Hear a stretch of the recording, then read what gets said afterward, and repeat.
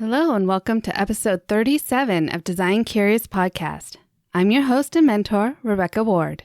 Today on the podcast, I'll be talking to you about the highs and lows of a project and what the client might experience as they're going through the process of a design project. And it's really important to kind of brief the client about that ahead of time so that you are managing their expectations.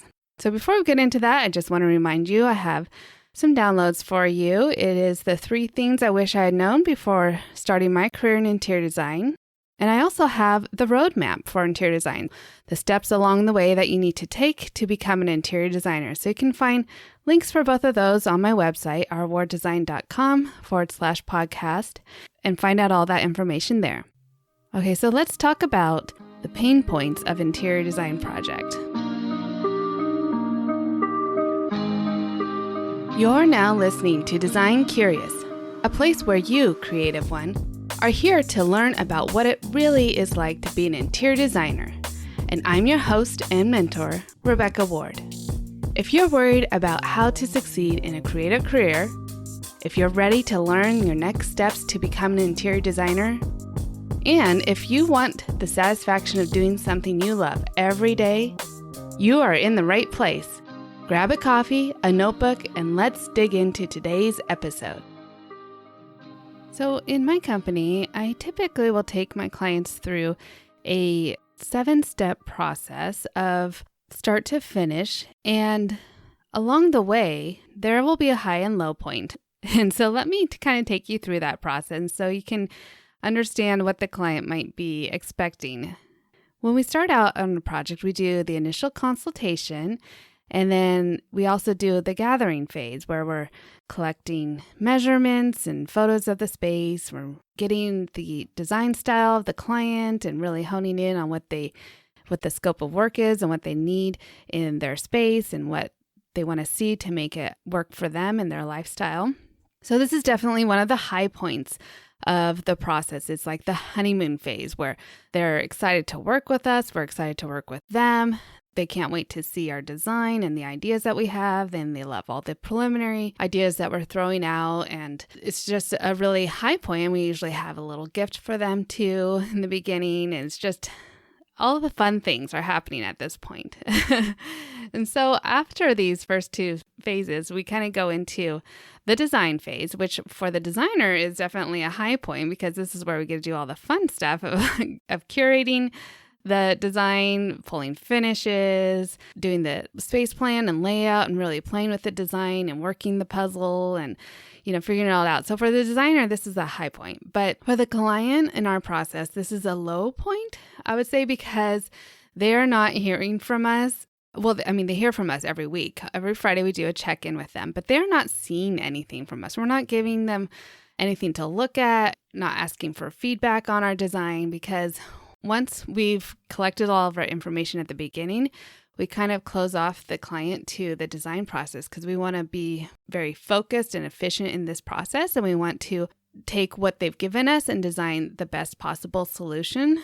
So they're not seeing anything along this point, but they're paying a lot of money in hourly fees because this is where a lot of our hourly fees are racked up because of all the designing that we're having to do and all the details that we're sourcing and drawings that we're making, and we're meeting with trades on site. And so the client might be hanging around for that trade day, but they really don't get to see anything tangible until we get to the presentation. So the presentation would be a high point, definitely for the client, because at this point they get to see all that hard work, all the bills that they've been paying, and it's paid off because they have such a beautiful design. They are inspired by what they see. They have excitement for what the vision of their house is going to look like.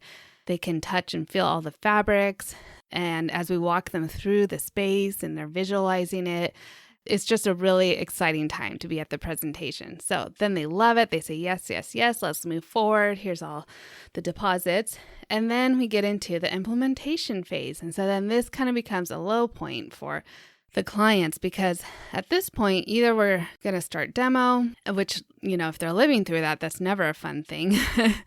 And we're going to process the order. So say we're ordering furniture, we're going to be processing these orders, and then you got to sit and wait for the vendor to supply the items that we've purchased. And, that can take a long time, months and months sometimes. And so this is the harder part for the client because they're just sitting there either through the remodel or it looks like nothing's happening and they've been putting out more money, but they don't have a house that they can appreciate yet. They're still excited about the design. So we remind them, go back and look at your presentation documents. This is the direction we're going. Hold on to hope that there's a light at the end of the tunnel. So after several months of this, you typically could even be up to a year. We've had that happen depending on how large the project scope is.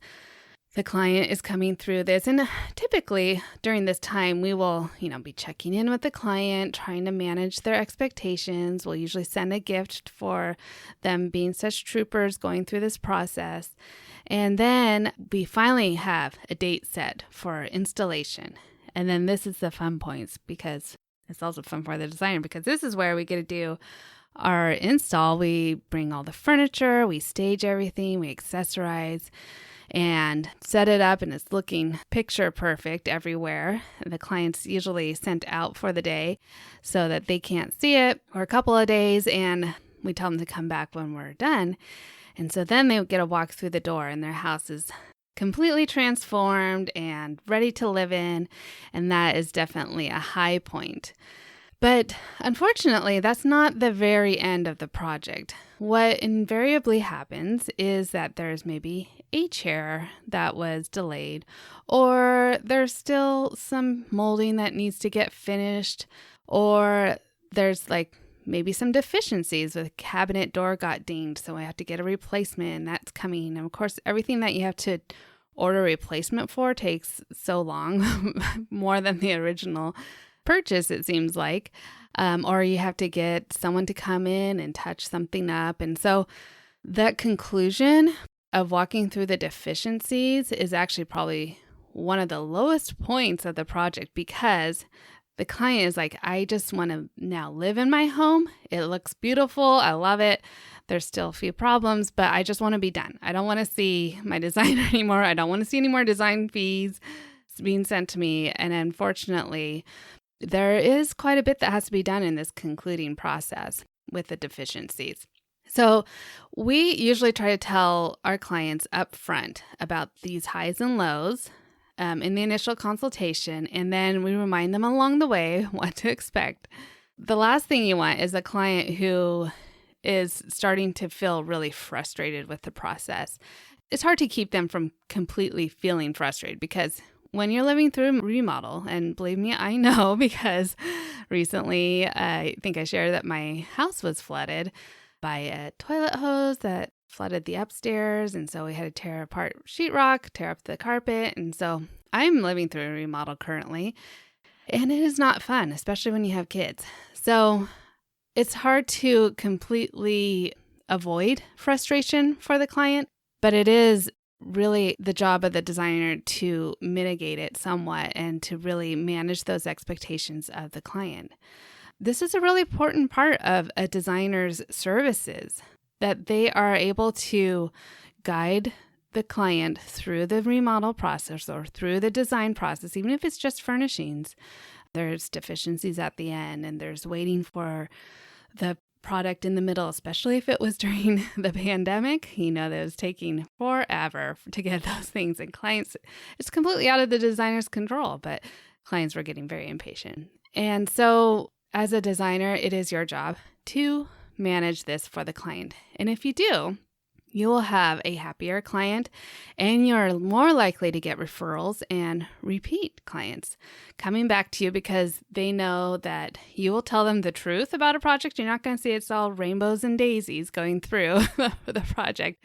There's going to be challenging times, but anything that's worthwhile is worth the hard work. So I think that as long as you maintain your perspective as a designer and then help the client maintain their perspective, then you'll get through this and both of you be happy and satisfied at the end. So I hope that is helpful for you to understand what the highs and lows are of a design project. and just the realities of what it looks like going through the process. There's always challenges that come up that you can't foresee. And so this is just something that you need to be aware of going into the career. But fortunately, I am here for you, and I'm trying to keep your expectations managed as well. So if you are interested in having this document, I have provided it for my members in my Design Mentor in my Business Starter Kit. So if it's something that you'd like to provide to your clients when you start your own business, then you can get access to this document that I use in my own company and use it for your own, along with many other documents that I use in my company that I do include in the Business Starter Kit, just one of the benefits of being a part of my Design Mentor. So check that out.